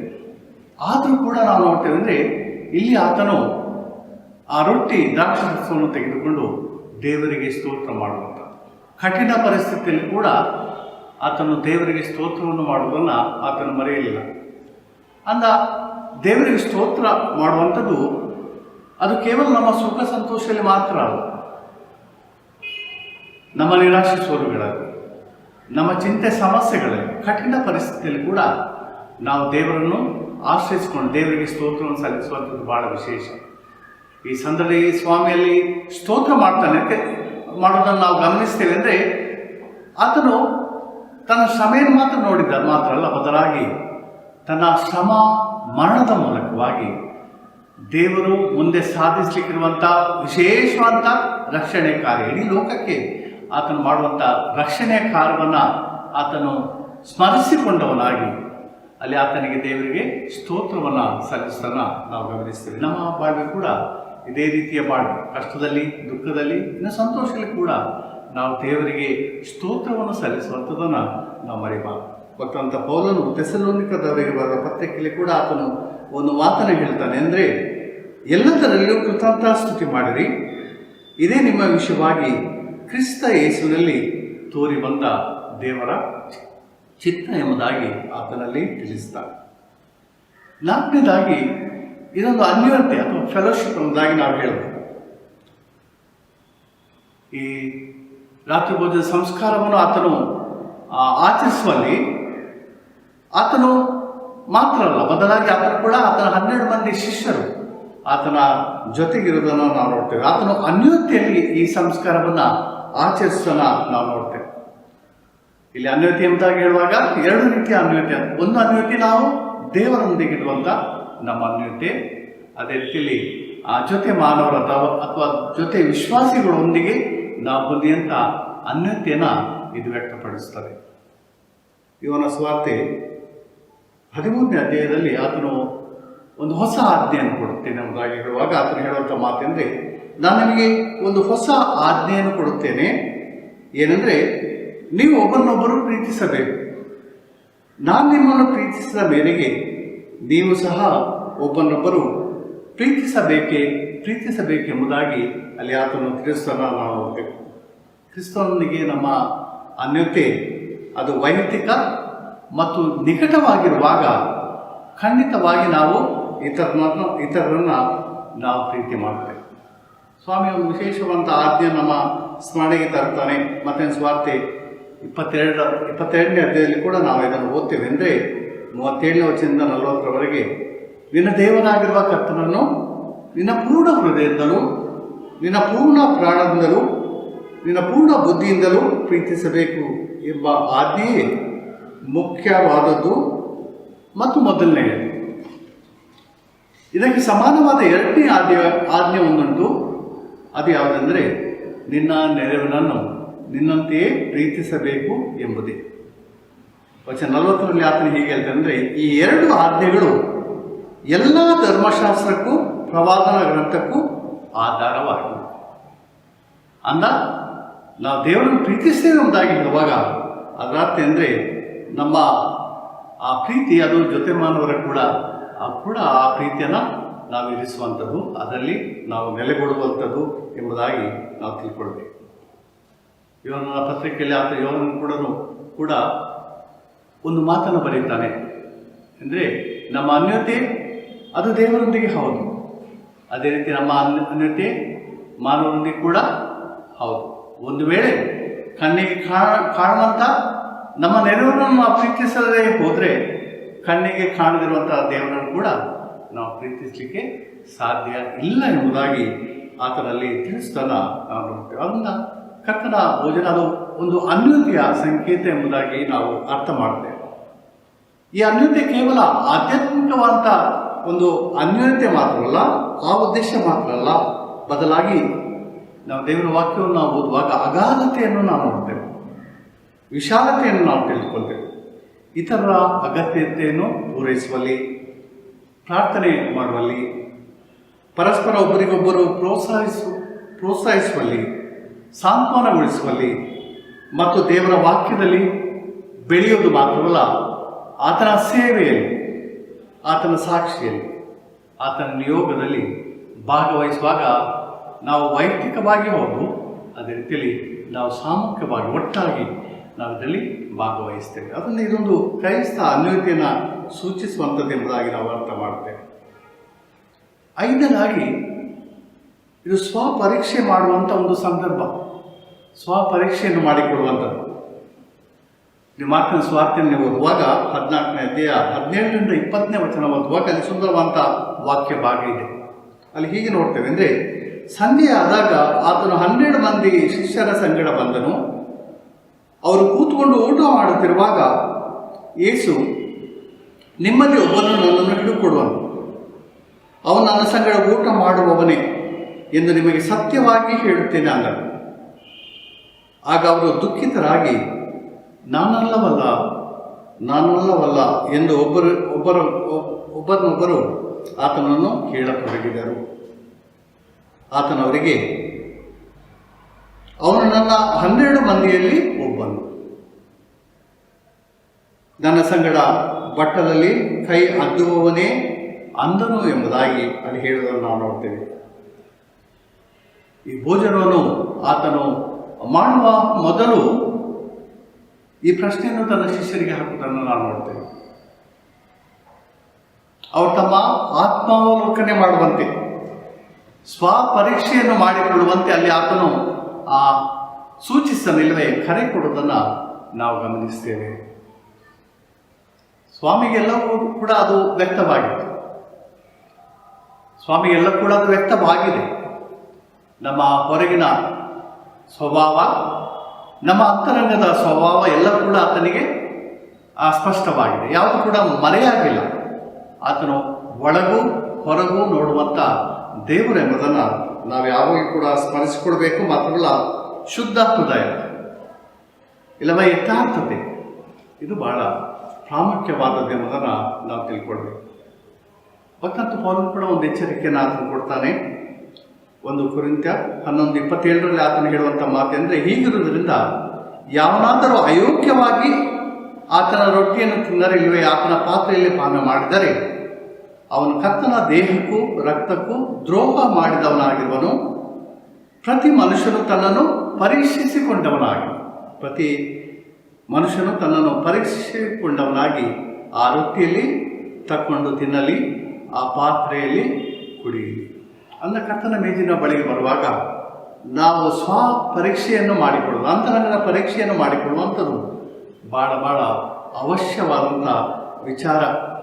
ಇದು ನಮ್ಮನ್ನು ಯಾವ ವಿಧದಲ್ಲಿ ಯಾವ ವಿಷಯಗಳು ನಮ್ಮನ್ನು ದೇವರಿಂದ ಅಗಲಿಸ್ತವೆ, ಅದೇ ರೀತಿಯಲ್ಲಿ ಯಾವ ವಿಷಯಗಳು ದೇವರ ಅಥವಾ ಮನುಷ್ಯರ ಸಂಬಂಧದಿಂದ ನಮ್ಮನ್ನು ಅಗಲಿಸ್ತದೆ ಎಂಬುದನ್ನು ನಾವು ಪರೀಕ್ಷೆ ಮಾಡಿಕೊಳ್ಳುವಂಥದ್ದು ಅದು ಭಾಳ ವಿಶೇಷವಾದದ್ದು ಎಂಬುದನ್ನು ನಾವು ತಿಳ್ಕೊಳ್ತೇವೆ. ನಾವು ದೇವರ ಸನ್ನಿಧಾನಕ್ಕೆ ಬಂದು ಆರೈಕೆ ಮಾಡುವಾಗ, ಪರೀಕ್ಷೆ ಮಾಡಿಕೊಳ್ಳುವಾಗ ಅಲ್ಲಿ ಆತ ನಮ್ಮನ್ನು ಖಂಡಿಸುವುದಿಲ್ಲ. ಬದಲಾಗಿ ನಾವು ನೋಡ್ತೇವೆ, ಆತ ನಮ್ಮನ್ನು ಕ್ಷಮಿಸ್ತಾನೆ, ತನ್ನ ಆಶೀರ್ವಾದವನ್ನು ನಮಗೆ ಆತನು ನೀಡ್ತಾನೆ. ಸುಂಕದವನ ಜೀವನ ನಿಮಗೆ ಗೊತ್ತಿದೆ. ಆತನು ಎದೆ ಬಡಿಕೊಳ್ಳುತ್ತಾ ಆತನು ಅಲ್ಲಿ ಸ್ವಾಮಿಯನ್ನು ದೇವರನ್ನು ಪ್ರಾರ್ಥಿಸುವಾಗ ಆತನೊಂದು ಪ್ರಾರ್ಥನೆ ಮಾಡ್ತಾನೆ ಅಂದರೆ, ದೇವರೇ ನನ್ನನ್ನು ಕರುಣಿಸು, ಪಾಪಿಯಾದ ನನ್ನನ್ನು ಕರುಣಿಸು ಎಂಬುದಾಗಿ ಬೇಡುವಾಗ ಅಲ್ಲಿ ಆತನಿಗೆ ದೇವರ ಕೃಪೆ ಸಿಕ್ಕುವುದನ್ನು ನಾವು ನೋಡ್ತೇವೆ. ಈತ ನೀತಿವಂತನಾಗಿ ಹೊರಟು ಹೋದನೆ ಎಂಬುದಾಗಿ ವಾಕ್ಯ ತಿಳಿಸುತ್ತದೆ. ಅಂದ ದೇವರ ಅಥವಾ ಕರ್ತನ ಮೇಜಿನ ಬಳಿಗೆ ಬರುವಾಗ ನಾವು ಪರೀಕ್ಷೆಯನ್ನು ಮಾಡಿಕೊಳ್ಳುವಂಥದ್ದು ಭಾಳ ಅವಶ್ಯ. ಕೊನೆಯದಾಗಿ 6ನೇ ವಿಷಯವನ್ನು ನಾವು ಧ್ಯಾನಿಸ್ತಾದ್ರೆ ಅದು ದೇವರ ರಾಜ್ಯದಲ್ಲಿ ಆಚರಿಸಲ್ಪಡುವಂಥ ಅನ್ಯೋನ್ಯ ಭೋಜನ ಇಲ್ಲವೇ ಮಹಾದೌತಣವಾದ ಕುರಿತಾಗಿ ನಾವಿಲ್ಲಿ ಮಹಾದೌತಣದ ಕಾರ್ಯವಾಗಿದೆ ಎಂಬುದನ್ನು ನಾವು ಕರ್ತನ ರಾತ್ರಿ ಭೋಜನವನ್ನು ಆಚರಿಸುವಾಗ ಅದು ಮುನ್ರುಚಿಯಾಗಿ ನಮಗೆ ಕೊಡಲ್ಪಟ್ಟಿದೆ. ಇದರಲ್ಲಿ ಭವಿಷ್ಯತ್ತಿನ ಒಂದು ನಿರೀಕ್ಷೆ ಕೂಡ ಅದಿದೆ. ನಾವು ಮಾರ್ಕನ ಸುವಾರ್ತೆ 14ನೇ ಅಧ್ಯಾಯ 25ನೇ ವಚನವನ್ನು ಓದುವಾಗ ಅಲ್ಲಿ ಹೀಗಿದೆ ಅಂದರೆ, ನಿಮಗೆ ಸತ್ಯವಾಗಿ ಹೇಳುತ್ತೇನೆ, ನಾನು ದೇವರ ರಾಜ್ಯದಲ್ಲಿ ದ್ರಾಕ್ಷಾರಸವನ್ನು ಹೊಸದಾಗಿ ಕುಡಿಯುವ ದಿನದವರೆಗೂ ಅದನ್ನು ಇನ್ನು ಕುಡಿಯುವುದೇ ಇಲ್ಲ ಅಂದರು. ಇನ್ನು ಮತ್ತಾಯನ ಸುವಾರ್ತೆ 26ನೇ ಅಧ್ಯಾಯ 29ನೇ ವಚನದಲ್ಲಿ ಆತನು ಹೇಳುವಂಥ ಮಾತೆಂದರೆ, ನಾನು ನನ್ನ ತಂದೆಯ ರಾಜ್ಯದಲ್ಲಿ ದ್ರಾಕ್ಷಾರಸವನ್ನು ನಿಮ್ಮ ಸಂಗಡ ಹೊಸದಾಗಿ ಕುಡಿಯುವ ದಿನದವರೆಗೂ ಇನ್ನು ಕುಡಿಯುವುದೇ ಇಲ್ಲ ಎಂದು ನಿಮಗೆ ಹೇಳುತ್ತೇನೆ ಎಂಬುದಾಗಿ ಆತನು ಹೇಳ್ತಾನೆ. ಇನ್ನು 1ನೇ ಕೊರಿಂಥದ ಪತ್ರಿಕೆಯಲ್ಲಿ 11ನೇ ಅಧ್ಯಾಯ 26ನೇ ವಚನದಲ್ಲಿ ಆತನು ಅಲ್ಲಿ ಪೌಲನಲ್ಲಿ ತಿಳಿಸುವಂಥ ಮಾತೆಂದರೆ, ನೀವು ಈ ರೊಟ್ಟಿಯನ್ನು ತಿಂದು ಈ ಪಾತ್ರೆಯಲ್ಲಿ ಪಾನ ಮಾಡುವಷ್ಟು ಸಾಕು, ಕರ್ತನ ಮರಣವನ್ನು ಆತನು ಬರುವ ತನಕ ಪ್ರಸಿದ್ಧಿಪಡಿಸಿರಿ. ಆತನು ಬರುವ ತನಕ ಪ್ರಸಿದ್ಧಿಪಡಿಸಿರಿ ಎಂಬುದಾಗಿ ಅಲ್ಲಿ ಆತನು ಹೇಳಿದನ್ನು ನಾವು ನೋಡ್ತೇವೆ. ಒಂದು ಆತನ 2ನೇ ಬರೋಣದ ಕುರಿತಾಗಿ ಆತನಲ್ಲಿ ತಿಳಿಸೋದಾದರೆ, ಇನ್ನೊಂದು ಅಲ್ಲಿ ನಿರೀಕ್ಷೆಯ ವಾಗ್ದಾನವನ್ನು ಕೂಡ ನಾವು ಈ ವಾಕ್ಯ ಭಾಗಗಳಲ್ಲಿ ನಾವು ಗಮನಿಸ್ಬೋದೆಂದರೆ, ಸ್ವಾಮಿಯ ರಾಜ್ಯದಲ್ಲಿ ತಿರುಗಿ ಆತನ ಭಕ್ತರ ಸಮೂಹದೊಳಗೆ ಅಲ್ಲಿ ಮಹಾದೌತಣವನ್ನು ಮಾಡುವಂಥ ವಿಶೇಷವಾದ ಸಂದರ್ಭವನ್ನು ಆತನು ತಿಳಿಸ್ತಾನ ನಾವು ನೋಡ್ತೇವೆ. ಭಕ್ತಂತ ಪೌಲನು ಕ್ರಿಸ್ತನ ಮತ್ತು ಸಭೆಯ ಕುರಿತಾಗಿ ಆತನು ಮಾತನಾಡುವಾಗ ಅದು ವಿವಾಹದ ಸಂಬಂಧಕ್ಕೆ ಆತನು ಎಫೆಸ ಪತ್ರಿಕೆಯಲ್ಲಿ ಆತನು ಬೋಧಿಸ್ತಾನ ನಾವು ಗಮನಿಸ್ತೇವೆ. ವಧು ಮತ್ತು ವರನ ಸಂಬಂಧ. ಅದೇ ರೀತಿಯಲ್ಲಿ ಯೋಹನನ ಪ್ರಕಟಣೆಯಲ್ಲಿ ಕೂಡ ನಾವು ಈ ವಿಚಾರವನ್ನು ನಾವು ಓದ್ತೇವೆ. ಯೋಹನನ ಬರೆದ ಪ್ರಕಟಣೆ 19ನೇ ಅಧ್ಯಾಯ 5ರಿಂದ 8ನೇ ವಚನವನ್ನು ನಾವು ನೋಡುವಾಗ ಅಲ್ಲಿ ಯಜ್ಞದ ಕುರಿಯಾದಾತನ ವಿವಾಹದ ಕುರಿತು ಅಲ್ಲಿ ತಿಳಿಸಲಾಗಿದೆ. ದೇವರ ರಾಜ್ಯದಲ್ಲಿ ನೆರವೇರುವ ಈ ಕಾರ್ಯ ಸಂಭ್ರಮವು ಅದೊಂದು ವಿಶೇಷವಾದ, ಅದು ಬಹಳ ಸಂಭ್ರಮ ಪಡುವಂಥ ಒಂದು ಸಂದರ್ಭ ಮಾತ್ರವಲ್ಲ, ದೇವರನ್ನು ಕರ್ತನನ್ನು ಘನಪಡಿಸುವಂಥ ಒಂದು ಕಾರ್ಯ ಎಂಬುದಾಗಿ ಅಲ್ಲಿ ತಿಳಿಸ್ತಾನ ನಾವು ಗಮನಿಸ್ತೇವೆ. ಅದರಿಂದ ಕರ್ತನ 2ನೇ ಬರೋಣದ ನಿರೀಕ್ಷೆ ಇಲ್ಲಿ ನಾವು ಸ್ಪಷ್ಟವಾಗಿ ಕಾಣಬಹುದು. ಮತ್ತು ಆತನ ಸನ್ನಿಧಾನದಲ್ಲಿ ನಾವು ತಿರುಗಿ ಒಟ್ಟಾಗಿ ನಾವು ಈ ಸಂಸ್ಕಾರವನ್ನು ಆಚರಿಸುವ ಕುರಿತಾಗಿ ಕೂಡ ದೇವರ ವಾಕ್ಯ ನಮಗೆ ಮುಂಚಿತವಾಗಿ ತಿಳಿಸ್ತಾನ ನಾವಿಲ್ಲಿ ಗಮನಿಸಬಹುದು. ಅದರಿಂದ ಕರ್ತನ ಪವಿತ್ರ ರಾತ್ರಿ ಭೋಜನ ಅದು ಬಹಳ ವಿಶೇಷವಾದ ನಮ್ಮ ಕ್ರೈಸ್ತ ಜೀವನಕ್ಕೆ ಅದೊಂದು ಪ್ರೇರಣೆಯನ್ನು, ಒಂದು ಪ್ರೋತ್ಸಾಹವನ್ನು, ಆದರಣೆಯನ್ನು, ಒಂದು ಸಂತೋಷವನ್ನು, ಸಂತೃಪ್ತಿಯನ್ನು, ಒಂದು ನಿರೀಕ್ಷೆಯನ್ನು ಕರ್ತನ ಪವಿತ್ರ ರಾತ್ರಿ ಭೋಜನ ಸಂಸ್ಕಾರ ನಮಗೆ ತಂದುಕೊಡುತ್ತೆ. ನಮಗೆ ದಿವ್ಯ ಆಶೀರ್ವಾದವನ್ನು ತಂದುಕೊಡುವಂಥ ಒಂದು ಸಂಸ್ಕಾರ ಎಂಬುದಾಗಿ ನಾವು ತಿಳ್ಕೊಳ್ಬೇಕು. ಈ ಸಂಸ್ಕಾರವನ್ನು ನಾವು ಹಿಂದೆ ಚರಿತ್ರೆಯಲ್ಲಿ ಆದ ಸಂಸ್ಕಾರವನ್ನು ನಾವು ಸ್ಮರಿಸಿಕೊಳ್ತೇವೆ. ಈಗ ವರ್ತಮಾನ ಕಾಲದಲ್ಲಿ ನಾವು ಆ ಸಂಸ್ಕಾರದಲ್ಲಿ ಭಾಗಿಯಾಗ್ತೇವೆ. ಮಾತ್ರ ಮುಂದೆ ಆ ಸಂಸ್ಕಾರದ ಸಂಸಿದ್ಧಿಯಲ್ಲಿ, ಪರಿಪೂರ್ಣತೆಯಲ್ಲಿ ನಾವೆಲ್ಲರೂ ತಿರುಗಿ ಭಾಗಿಯಾಗುವಂಥ ವಿಶೇಷವಂಥ ಸಂದರ್ಭವನ್ನು, ಅವಕಾಶವನ್ನು ಕರ್ತನ ಪವಿತ್ರ ರಾತ್ರಿ ಭೋಜನವು ನಮಗೆ ತಂದುಕೊಡುತ್ತದೆ. ಈ ವಾಕ್ಯಗಳು ನಮ್ಮೆಲ್ಲರನ್ನು ಬಲಪಡಿಸಲಿ, ಆಶ್ವಾಸಲಿ. ನಾವು ಕರ್ತನ ಮೇಜಿನಿಗೆ ಬರುವಾಗ ಇವೆಲ್ಲಗಳನ್ನು ನಾವು ಮನನ ಮಾಡಿಕೊಂಡವರಾಗಿ ಕೃತಜ್ಞತಾ ಭಾವದಿಂದ ನಾವು ಬರೋಣ. ಕರ್ತನ ತಾನೇ ಈ ವಾಕ್ಯವನ್ನು ಆಶ್ವಾಸಲಿ. ನಾವೆಲ್ಲ ಒಟ್ಟಾಗಿ 114ನೇ ಪುಟದಲ್ಲಿರುವಂಥ ಅಪೊಸ್ತಲರ ವಿಶ್ವಾಸ ಸೂತ್ರವನ್ನು ನಾವು ಒಟ್ಟಾಗಿ ಆಯ್ಕೆ ಮಾಡೋಣ. 114ನೇ ಪುಟ. ಭೂಲೋಕಗಳನ್ನು ಸೃಷ್ಟಿಸಿದ ಸರ್ವಶಕ್ತನಾಗಿರುವ ತಂದೆಯ ದೇವರು ನಂಬುತ್ತೇನೆ. ಆತನೇ ಏಕಕುಮಾರನಾಗಿರುವ ನಮ್ಮ ಪ್ರಭುವಾದ ಯೇಸು ಕ್ರಿಸ್ತ ನಂಬುತ್ತೇನೆ. ಈತನು ಪರಿಶುದ್ಧಾತ್ಮನಿಂದ ಕನ್ಯಾ ಮರಿಯಳ ಗರ್ಭದಲ್ಲಿ ಧರಿಸಲ್ಪಟ್ಟು ಆಕೆಯಲ್ಲಿ ಹುಟ್ಟಿ ಒಂದು ಪಿಲಾತನ ಅಧಿಪತಿಯಲ್ಲಿ ಶ್ರಮೆ ಹೊಂದಿ ಶಿಲುಬೆಗೆ ಜಡಿಯಲ್ಪಟ್ಟು ಸತ್ತು ಉಣಲ್ಪಟ್ಟು ಪಾತಾಳಕ್ಕೆ ಹಿಡಿದು 3ನೇ ದಿವಸದಲ್ಲಿ ಸತ್ತವರಿಂದ ಎದ್ದು ಪರಲೋಕಕ್ಕೆ ಏರಿ ಹೋಗಿ ಸರ್ವಶಕ್ತನಾಗಿರುವ ತಂದೆಯ ದೇವರ ಬಲಪಾಸದಲ್ಲಿ ಕುಳಿತುಕೊಂಡಿರುತ್ತಾನೆ. ಈತನಿಂದ ಬಂದು ಬದುಕಿರುವವರಿಗೂ ಸತ್ತವರಿಗೂ ನ್ಯಾಯ ತೀರಿಸುವನು ಎಂಬುದನ್ನು ನಂಬುತ್ತೇನೆ. ನಾನು ಪರಿಶುದ್ಧಾತ್ಮ ನಂಬುತ್ತೇನೆ. ಒಂದೇ ಪರಿಶುದ್ಧ ಕ್ರೈಸ್ತವೆಯು, ಭಕ್ತರ ಅನ್ಯೋನ್ಯತೆಯು, ಪಾಪದ ಪರಿಹಾರವು, ದೇವರ ಪುನರುತ್ಥಾನವು, ನಿತ್ಯ ಜೀವವುಂಟುಗಳನ್ನು ನಂಬುತ್ತೇನೆ. ಆಮೆನ್. ಸಭಾ ಪ್ರಕಟಣೆಗಳನ್ನು ಸಭಾ ಕಾರ್ಯದರ್ಶಿ ಅವರಿಂದ ನಾವು ಕೇಳೋಣ. ಸಭಾ ಪ್ರಕಟಣೆಗಳು. ಈ ಭಾನುವಾರದ ಮುಂಜಾನೆಯ ಆರಾಧನೆಯಲ್ಲಿ ಪಾಲು ಹೊಂದಿರುವ ಎಲ್ಲ ಸಭಾ ಸದಸ್ಯರಿಗೂ ಹಾಗೂ ಆನ್ಲೈನ್ನಲ್ಲಿ ವೀಕ್ಷಿಸುತ್ತಿರುವ ಸಭಾ ವಿಶ್ವಾಸಿಗಳಿಗೆ ಕ್ರಿಸ್ತನ ಪವಿತ್ರ ನಾಮದಲ್ಲಿ ಸಭಾಪಾಲಕರು, ಸಭಾಪಾಲನಾ ಸಮಿತಿ ಪರವಾಗಿ ವಂದಿಸಿ ಪ್ರೀತಿಯಿಂದ ಸ್ವಾಗತಿಸುತ್ತೇವೆ. ಮಾನ್ಯ ಬಿಷಪ್ಪರ ಆದೇಶದ ಮೇರೆಗೆ ದಿನಾಂಕ 30/4/2021 ಆಲಯದಲ್ಲಿ ಆರಾಧನೆ ನಡೆಸಲ್ಪಡುವುದಿಲ್ಲ. ಆನ್ಲೈನ್ನಲ್ಲಿ ಆರಾಧನೆ ವೀಕ್ಷಿಸುವವರು ತಮ್ಮ ತಮ್ಮ ಕಾಣಿಕೆಯೊಡನೆ ಸೇರಿ ಬಂದು ಕಾಣಿಕೆಯನ್ನು ಆಲಯಕ್ಕೆ ಸಲ್ಲಿಸುವಂತೆ ವಿನಂತಿ. ಸಭಾಪಾಲನಾ ಸಮಿತಿಯ ತ್ರೈವಾರ್ಷಿಕ ಚುನಾವಣೆಯ ಕಾರ್ಯಗಳು ಅಂದರೆ 2021-2024 ಈ ಸಂಬಂಧ ತಾತ್ಕಾಲಿಕ ಮತದಾರರ ಪಟ್ಟಿಯನ್ನು ಆಲಯದ ನೋಟಿಸ್ ಬೋರ್ಡ್ನಲ್ಲಿ ಪ್ರಕಟಿಸಲಾಗಿದೆ. 1 ತಿಂಗಳವರೆಗೆ ಮತದಾರ ಪಟ್ಟಿಯಲ್ಲಿ ತಿದ್ದುಪಡಿ ಮಾಡಲು ಅವಕಾಶವಿದೆ.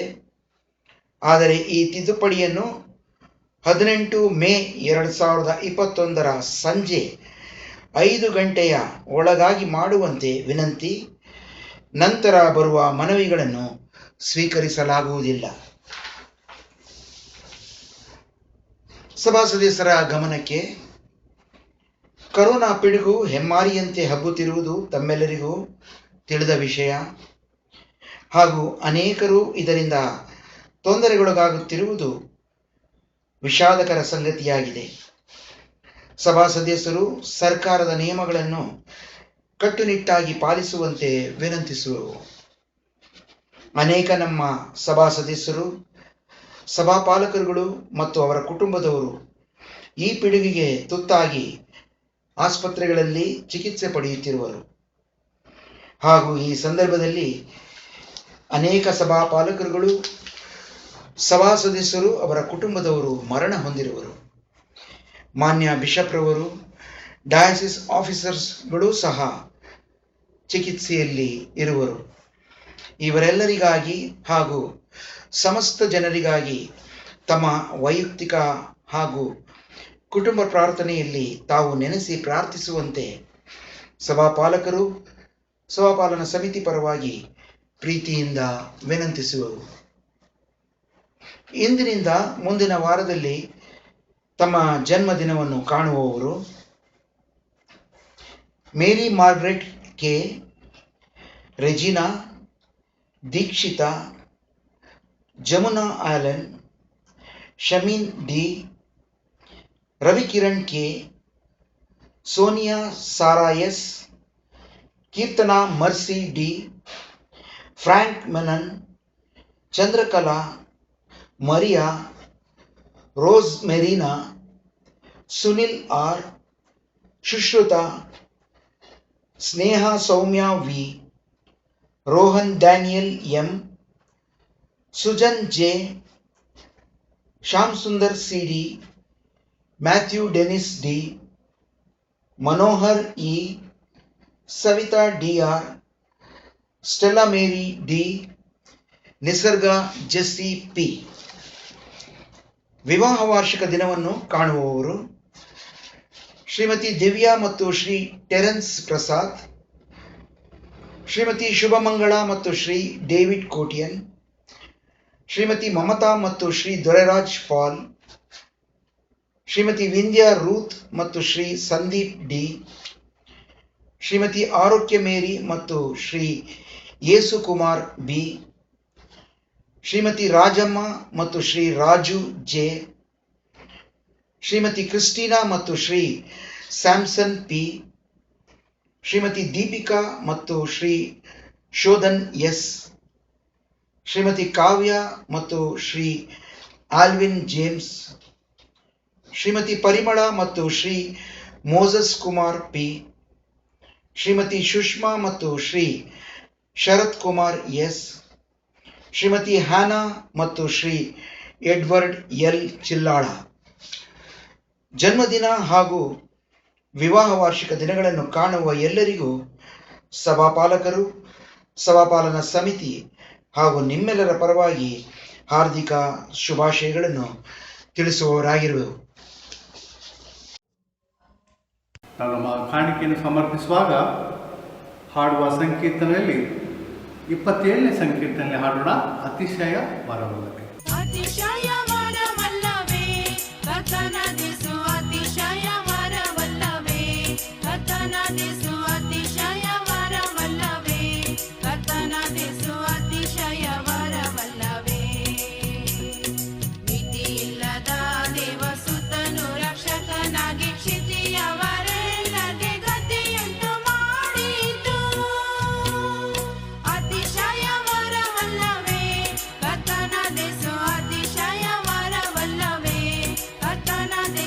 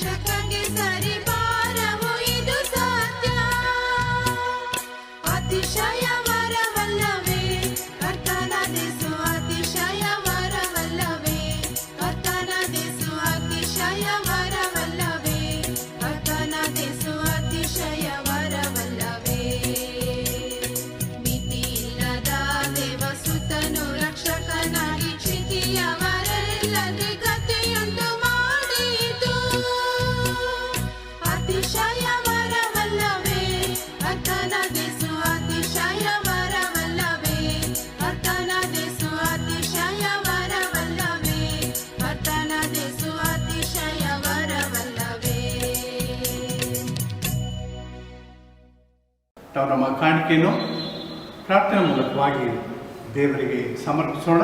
ಪ್ರಾರ್ಥನೆ ಮಾಡೋಣ. ನಮ್ಮ ಪರಲೋಕದ ತಂದೆಯಾದ ದೇವರೇ, ನಾವು ನಿನ್ನ ದಿವ್ಯ ಸನ್ನಿಧಾನದಲ್ಲಿ ನಮ್ಮ ಸಮಯವನ್ನು ಕಳೆಯುವಂತೆ ಕೊಟ್ಟಂಥ ಈ ಸದಾವಕಾಶಕ್ಕಾಗಿ ನಾವು ನಿಮಗೆ ಸ್ತೋತ್ರ ಸಲ್ಲಿಸ್ತೇವೆ. ನಾವು ನಿನ್ನ ದಿವ್ಯ ಸನ್ನಿಧಾನದಲ್ಲಿ ಕಾಣಿಸಿಕೊಡುವಾಗ ಬರಿಗೆಯಲ್ಲಿ ಬರದೆ ನೀನು ನಮ್ಮನ್ನು ಆಶ್ವಾಸಂತ ರೀತಿಯನ್ನು ನಾವು ಸ್ಮರಿಸಿಕೊಂಡವರಾಗಿ ಕೃತಜ್ಞತಾ ಭಾವದಿಂದ ನಾವು ನಮ್ಮ ಕಾಣಿಕೆಯನ್ನು ನಿನ್ನ ದಿವ್ಯ ಸನ್ನಿಧಾನದಲ್ಲಿ ಸಮರ್ಪಿಸುವವರಾಗಿದ್ದೇವೆ. ಈ ಕಾಣಿಕೆ ನಿನ್ನ ಆಶ್ವಾಸ. ನಾವು ನಿನ್ನನ್ನು ಪ್ರೀತಿ ಮಾಡುವುದು ಮಾತ್ರವಲ್ಲ, ಆ ಪ್ರೀತಿಯನ್ನು ಕಾರ್ಯದಲ್ಲಿ ನಾವು ವ್ಯಕ್ತಪಡಿಸುವಂತೆ ನೀನು ನಮ್ಮನ್ನು ಬಲಪಡಿಸು. ನಮ್ಮ ವಾಕ್ಯದಲ್ಲಿ ಹೇಳಿದೆಯಲ್ಲ, ಸಂತೋಷವಾಗಿ ಕೊಡುವವನ ಮೇಲೆ ದೇವರಿಗೆ ಪ್ರೀತಿ ಉಂಟು ಎಂಬುದಾಗಿ. ನಿನ್ನ ಮೇಲಿನ ಪ್ರೀತಿಯಿಂದ ನಾವು ಉದಾರವಾಗಿ ನಿನಗಿನ ಸೇವೆಗೂ ನಾವು ಸಮರ್ಪಿಸುವಂತೆ ನೀನು ನಮ್ಮನ್ನು ಆಶ್ವಾಸ. ನಮ್ಮ ಮನೋನೇತ್ರಗಳನ್ನು ನೀನು ಬೆಳಗಿಸು. ನಮಗೆ ಬೇಕಂತ ಜ್ಞಾನವನ್ನು, ವಿವೇಕವನ್ನು ಅನುಭವಿಸಿಕೊಡು. ನಮ್ಮ ಕೆಲಸ ಕಾರ್ಯಗಳಲ್ಲಿ ನಾವು ಅಭಿವೃದ್ಧಿಯನ್ನು ನಾವು ಹೊಂದುವುದು ಮಾತ್ರವಲ್ಲ, ಆ ಮೂಲಕವಾಗಿ ನೀನು ನಮ್ಮನ್ನು ಆಶ್ವಂತ ರೀತಿಯನ್ನು ನಾವು ಸ್ಮರಿಸಿಕೊಂಡವರಾಗಿ ನಾವು ನಿನ್ನ ದಿವ್ಯ ಸನ್ನಿಧಾನದಲ್ಲಿ ಕಾಣಿಸಿಕೊಡುವಂತೆ ನಮ್ಮನ್ನು ನಡೆಸು. ಈ ಕಾಣಿಕೆಯನ್ನು ನೀನು ಉಪಯೋಗಿಸು. ರಾಜ್ಯದ ಅಭಿವೃದ್ಧಿಗಾಗಿ, ಜನರ ಏಳಿಗೆಗಾಗಿ ನೀನನ್ನು ಉಪಯೋಗಿಸಿಕೊ ಎಂಬುದನ್ನು ಪ್ರಾರ್ಥಿಸ್ತೇವೆ. ಇದನ್ನು ಪ್ರೀತಿಪೂರ್ವಕವಾಗಿ ಸಮರ್ಪಿಸಿದ ಎಲ್ಲರನ್ನು ಕೂಡ ನಿನ್ನ ಆಶ್ವಾಸ, ಅವರವರ ಅವಶ್ಯಕತೆಗಳನ್ನು ನೀವು ಪೂರೈಸಿಕೊಡು ಎಂಬುದನ್ನು ಬೇಡುತ್ತೇವೆ. ಈ ಸಂದರ್ಭದಲ್ಲಿ ತಮ್ಮ ಜನ್ಮದಿನವನ್ನು ಆಚರಿಸುವವರಿಗಾಗಿ ನಾವು ಪ್ರಾರ್ಥಿಸ್ತೇವೆ. ಕಳೆದೆಲ್ಲ ವರ್ಷಗಳಲ್ಲಿ ನಿನ್ನ ಕೃಪೆಯನ್ನು ಕೊಟ್ಟಿದ್ದಿ. ಹೊಸ ವರ್ಷದಲ್ಲಿ ಕೂಡ ನಿನ್ನ ದಿವ್ಯ ಆಶೀರ್ವಾದವನ್ನು ಅವರು ಹೊಸ ರೀತಿಯಲ್ಲಿ ಅನುಭವಿಸುವಂತೆ ನೀನು ನಡೆಸು. ಎಲ್ಲದಕ್ಕಿಂತಲೂ ಹೆಚ್ಚಾಗಿ ನಿನ್ನ ವಾಕ್ಯಾನುಸಾರವಾಗಿ ಜೀವಿಸುವಂತೆಯೂ, ಆ ಮೂಲಕವಾಗಿ ತಮ್ಮ ಜೀವಿತವನ್ನು ರೂಪಿಸಿಕೊಳ್ಳುವಂತೆಯೂ ನೀನು ಅವರ ಬಲಪಡಿಸು. ತಮ್ಮ ಬಾಳುವಿನ ದಿವ್ಯ ಚಿತ್ತ ಏನೆಂಬುದನ್ನು ಅರಿತುಕೊಂಡವರಾಗಿ ಮುಂದೆ ಸಾಗುವಂಥ ಕೃಪೆ ಕೊಡು ಎಂದು ನಾವು ಪ್ರಾರ್ಥಿಸ್ತೇವೆ. ವಿವಾಹ ವಾರ್ಷಿಕ ದಿನವನ್ನು ಆಚರಿಸುವವರನ್ನು ಕೂಡ ನಿನ್ನ ಆಶ್ವಾಸು. ತಮ್ಮ ಕುಟುಂಬದ ಬಾಳ್ವೆಯಲ್ಲಿ ಅವರು ಶಾಂತಿ ಸಮಾಧಾನವನ್ನು ಕಂಡುಕೊಳ್ಳುವಂತೆಯೂ, ನಿನ್ನನ್ನೇ ತಮ್ಮ ಕುಟುಂಬದ ಯಜಮಾನಾಗಿ ಅವರು ಇಟ್ಟುಕೊಂಡು ಮುಂದೆ ಸಾಗುವಂತೆ ನೀವನ್ನ ಬಲಪಡಿಸು. ಪ್ರೀತಿ ಅನ್ನುವಂತೆ ಸಹವಾಸವು ಅವರ ಬಾಳ್ವೆಯಲ್ಲಿ ಯಾವಾಗಲೂ ಇದ್ದುಕೊಂಡು ನಿನ್ನ ದೃಷ್ಟಿಯಲ್ಲಿ ಯೋಗ್ಯವಾದದನ್ನೇ ಅವರು ಮಾಡುವಂತೆಯೂ, ತಮ್ಮೆಲ್ಲ ಕುಟುಂಬದ ಜವಾಬ್ದಾರಿಕೆಯನ್ನು ನಿರ್ವಹಿಸುವಾಗ ನೀನು ಅವರ ಜೊತೆಗಾರನಾಗಿದ್ದುಕೊಂಡು ನಡೆಸಿ ಎಂಬುದನ್ನು ಪ್ರಾರ್ಥಿಸ್ತೇವೆ. ಮಕ್ಕಳ ವಿದ್ಯಾಭ್ಯಾಸದಲ್ಲಿ, ಕೆಲಸ ಕಾರ್ಯಗಳಲ್ಲಿ ನಿನ್ನ ದಿವ್ಯ ಆಶೀರ್ವಾದವನ್ನು ಒದಗಿಸಿಕೊಟ್ಟು ಅದರಲ್ಲಿ ಅವರ ಏಳಿಗೆಯನ್ನು, ಅಭಿವೃದ್ಧಿಯನ್ನು ಹೊಂದುವಂಥ ಕೃಪೆ ಕೊಡು. ಮುಂದಿನ ವರ್ಷದಲ್ಲಿ ಆಶೀರ್ವಾದವನ್ನು ಅವರು ಹೊಸ ರೀತಿಯಲ್ಲಿ ಅನುಭವಿಸುವಂತೆ ನೀನು ನಡೆಸು. ಈ ಸಂದರ್ಭದಲ್ಲಿ ವಿಶೇಷವಾಗಿ ನಮ್ಮ ಸಭೆ ಎಲ್ಲ ಕುಟುಂಬಗಳಿಗಾಗಿ ನಾವು ಪ್ರಾರ್ಥಿಸ್ತೇವೆ. ಕಷ್ಟದಲ್ಲಿ, ದುಃಖದಲ್ಲಿ, ನಾನಾ ವಿಧವಂಥ ಸಮಸ್ಯೆಗಳಲ್ಲಿ ಇರುವಂಥ ಎಲ್ಲ ಕುಟುಂಬಗಳಿಗಾಗಿ ನಾವು ಪ್ರಾರ್ಥಿಸ್ತೇವೆ. ಆ ಎಲ್ಲ ಕುಟುಂಬಗಳಿಗೆ ಬೇಕಂತ ಸಹಾಯದ ಹಸ್ತವನ್ನು, ದಿವ್ಯ ಆಶೀರ್ವಾದವನ್ನು ನೀನು ದಯಪಾಲಿಸಿಕೊಟ್ಟು ನಡೆಸಿ ಅಂತ ನಾವು ಪ್ರಾರ್ಥಿಸ್ತೇವೆ. ಈ ಸಂದರ್ಭದಲ್ಲಿ ವಿಶೇಷವಾಗಿ ಇಡೀ ಜಗತ್ತನ್ನು ಆವರಿಸಿಕೊಂಡು ಸಮಸ್ಯೆಗಳಂತ ಕೊರೋನಾ ಈ ವ್ಯಾಧಿಗೆ ಒಳಗಾಗಿ ಕಷ್ಟಪಡುವಂತೆಲ್ಲ ಜನರಿಗಾಗಿ ನಾವು ನಿನ್ನ ಪ್ರಾರ್ಥಿಸ್ತೇವೆ. ಕರ್ತನ ಬೇಗನೆ ಇದಕ್ಕೊಂದು ಪರಿಹಾರವನ್ನು ನೀನು ಅನುಗ್ರಹಿಸಿಕೊಡು ಎಂದು ನಾವು ಪ್ರಾರ್ಥಿಸ್ತೇವೆ. ಈ ಲೋಕವು ನಿನ್ನ ಸಹಾಯಕ್ಕಾಗಿ ಎದುರು ನೋಡುತ್ತಿರುವಲ್ಲಿ ಸಕಾಲದಲ್ಲಿ ನೀನು ಈ ಕಾರ್ಯವನ್ನು ನಮಗೋಸ್ಕರವಾಗಿ ನೆರವೇರಿಸಿಕೊಡು ಎಂದು ನಾನು ಪ್ರಾರ್ಥಿಸ್ತೇವೆ. ಕರ್ತನ ದಿವ್ಯ ಚಿತ್ತವಾದರೆ ನಾವು ಮುಂದಿನ ಭಾನುವಾರದಿಂದ ಆಲಯದಲ್ಲಿ ನಾವು ಆರಾಧನೆ ಮಾಡುವಂಥ ಕೃಪೆಯನ್ನು ನೀನು ನಮಗೆ ಅನುಗ್ರಹಿಸಿಕೊಡು ಎಂದು ನಾನು ಪ್ರಾರ್ಥಿಸ್ತೇವೆ. ಇದಕ್ಕೆ ಬೇಕಂತ ಎಲ್ಲ ಸಿದ್ಧತೆ ಕಾರ್ಯದಲ್ಲಿ ನಿನ್ನ ದಿವ್ಯ ಆಶೀರ್ವಾದವಿರಲಿ. ಈ ಆರಾಧನೆಯಲ್ಲಿ ಪಾಲ್ಗೊಳ್ಳುವಂಥ ಎಲ್ಲರನ್ನು ನೀನು ಆಶ್ವಾಸು. ಮಾತ್ರ ಪಾಲ್ಗೊಳ್ಳಲಿಕ್ಕೆ ಆಗದವರನ್ನು ಕೂಡ ನಾವು ಸ್ಮರಿಸಿಕೊಳ್ಳುತ್ತೇವೆ. ಅವರಿಗೆ ಕೂಡ ಬೇಕಂತ ನನ್ನ ದಿವ್ಯ ಆಶೀರ್ವಾದವನ್ನು ಇದರಲ್ಲಿ ನೀನು ವಿಶೇಷವಾಗಿ ಅನುಗ್ರಹಿಸಿಕೊಟ್ಟು ನಡೆಸಿ ಅಂತ ನಾವು ಪ್ರಾರ್ಥಿಸ್ತೇವೆ. ನಿನ್ನ ಪ್ರೀತಿಯಲ್ಲಿಯೂ, ನಿನ್ನ ಸತ್ಯತೆಯಲ್ಲಿಯೂ, ನಿನ್ನ ಜೀವದಲ್ಲಿಯೂ, ನಿನ್ನ ಅನ್ಯೋನ್ಯತೆಯಲ್ಲಿಯೂ ಸದಾ ನಾವು ಆನಂದಿಸುವಂಥ ಕೃಪೆಯನ್ನು ನಮಗೆ ದಯಪಾಲಿಸಿಕೊಟ್ಟು ನಡೆಸು. ನಮ್ಮ ದೇಶವನ್ನು ಕೂಡ ನಾವು ನಿನ್ನ ಕೃಪೆಯ ಕೈಲಿಗೆ ಒಪ್ಪಿಸ್ತೇವೆ. ನಮ್ಮ ದೇಶದ ಎಲ್ಲ ನಾಯಕರನ್ನ ಆಶ್ವಾಸ, ಅವ್ರು ತೆಗೆದುಕೊಳ್ಳುವಂಥ ಎಲ್ಲ ತೀರ್ಮಾನಗಳಿಂದ ಕೃಪೆ ಕೊಡು ಎಂದು ನಾವು ಪ್ರಾರ್ಥಿಸ್ತೇವೆ. ಅತಿವೃಷ್ಟಿ, ಅನಾವೃಷ್ಟಿಗಳಾಗದೆ ಜನರು ಅವುಗಳಿಂದ ಕಷ್ಟಕ್ಕೆ ಒಳಗಾಗದಂತೆ ನೀನು ಕಾಪಾಡಿ ಎಂಬುದನ್ನು ಪ್ರಾರ್ಥಿಸ್ತೇವೆ. ಈ ಸಂದರ್ಭ ನಮ್ಮೆಲ್ಲ ಸಭಾಪಾಲಕರಿಗೆ, ಸಭೆಗಳಿಗಾಗಿ, ಎಲ್ಲ ಸವರ್ತಿಕರಿಗಾಗಿ, ಎಲ್ಲ ಕ್ರೈಸ್ತ ಸಂಘ ಸಂಸ್ಥೆಗಳಿಗಾಗಿ, ಆಸ್ಪತ್ರೆಗಳಿಗಾಗಿ, ವಿದ್ಯಾಸಂಸ್ಥೆಗಳಿಗಾಗಿ ನಾವು ಪ್ರಾರ್ಥಿಸ್ತೇವೆ. ಕರ್ತನ ದಯದ ಹಸ್ತದಿಂದ ಎಲ್ಲ ಸೇವಾ ಕ್ಷೇತ್ರಗಳಲ್ಲಿ ಕೃಪಾ ಆಶೀರ್ವಾದದಿಂದ ಪಾಲಿಸಿಕೊಟ್ಟು ನಡೆಸಿ ಅಂತ ನಾವು ಬೇಡುತ್ತೇವೆ. ಅವರೆಲ್ಲರ ಅವಶ್ಯಕತೆಗಳಿಂದ ಕೃಪೆ ಕೊಡಿ ಅಂತ ನಾವು ಪ್ರಾರ್ಥಿಸ್ತೇವೆ. ಮುಂದಿನ ವಾರ ಕೂಡ ಕರ್ತನೆ ನಮ್ಮೊಂದಿಗಿರು, ನಮ್ಮ ಸಹಾಯಕನಾಗಿಟ್ಕೊಂಡು ನಾವು ನಿನ್ನ ದಿವ್ಯ ಸನ್ನಿಧಾನದಲ್ಲಿ ನಾವು ಸಂತೋಷ ಪಡುವಂತೆ, ನಿನ್ನನ್ನು ತಿರುಗಿ ನಾವು ಆರಾಧಿಸುವಂಥ ಸ್ಥಿತಿಗೆ ನೀನು ನಮ್ಮನ್ನು ಮುನ್ನಡೆಸಿ ಎಂಬುದಾಗಿ ಯೇಸುವಿನಲ್ಲಿ ನಾವು ಬೇಡ್ತೇವೆ ತಂದೆ. ಆಮೇಲೆ ನಾವು ಹಾಡುವ ಕನ್ನಡ ಸಂಗೀತದಲ್ಲಿ 204ನೇ ಸಂಗೀತದಲ್ಲಿ ಹಾಡೋಣ, ನೀ ಬೇಕು ಸರ್ವ. ನೀ ಬೇಕು ಸರ್ವದಾ ಉದ್ಧಾರಕ,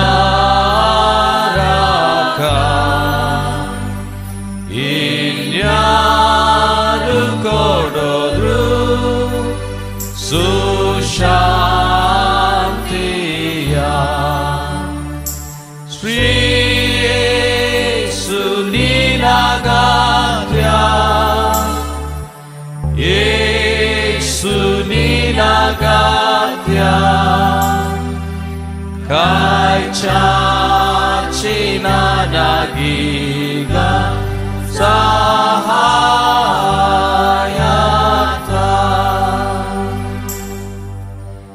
ನೀ ಬೇಕು ಸರ್ವದಾ,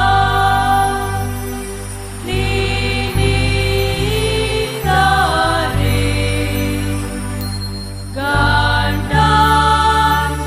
ಗಂಡಾಂತರದಲ್ಲಿಯೂ ಹಾರಾಗುವೆ.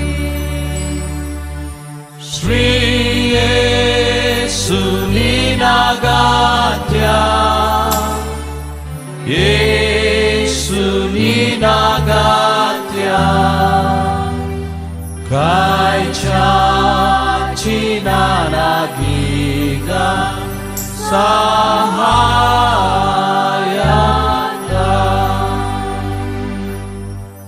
ನೀ ಬೇಕು ಸರ್ವದಾ ನಾನೊಟ್ಟಿಗೆ,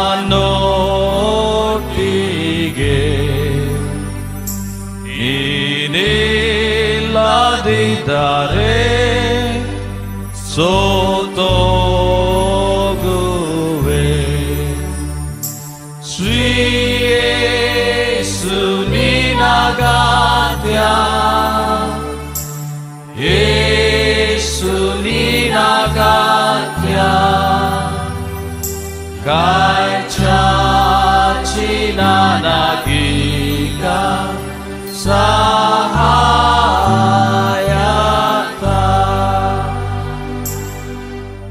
ನೀ ಬೇಕು ಸರ್ವದಾ ಸುನಾತನೇ, ನೀ ಹೇಳಿದಂತೆ ನಾ ಮಾಡುವೆ.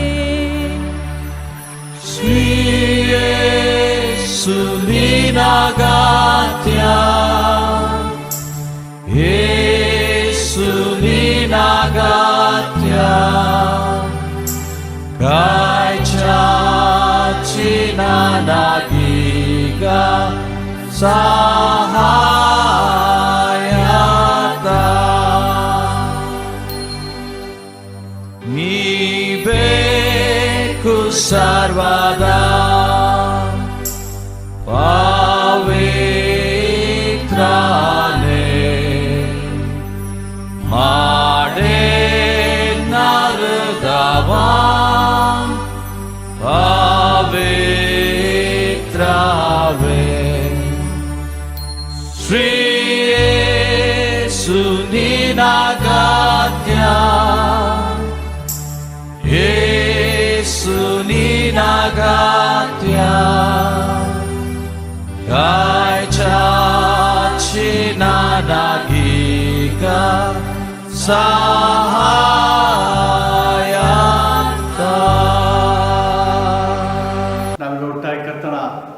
ಪ್ರಾರ್ಥನೆ ಆರೈಕೆ ಮಾಡೋಣ.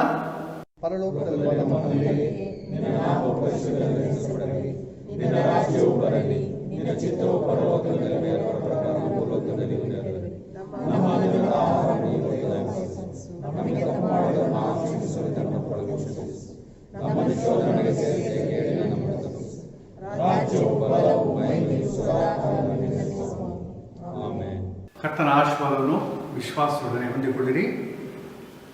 ಕರ್ತನು ನಿಮ್ಮನ್ನು ಆಶೀರ್ವದಿಸಿ ಕಾಪಾಡಲಿ. ಕರ್ತನು ಪ್ರಸನ್ನ ಮುಖದಿಂದ ನಿಮ್ಮನ್ನು ನೋಡಿ ನಿಮ್ಮ ಮೇಲೆ ದಯವಿಡಲಿ. ಕರ್ತನು ನಿಮ್ಮ ಮೇಲೆ ಕೃಪಾ ಕಟಾಕ್ಷ ಬಿಟ್ಟು ನಿಮಗೆ ಶಾಂತಿಯನ್ನು ಅನುಗ್ರಹಿಸಲಿ. ಆಮೇಲೆ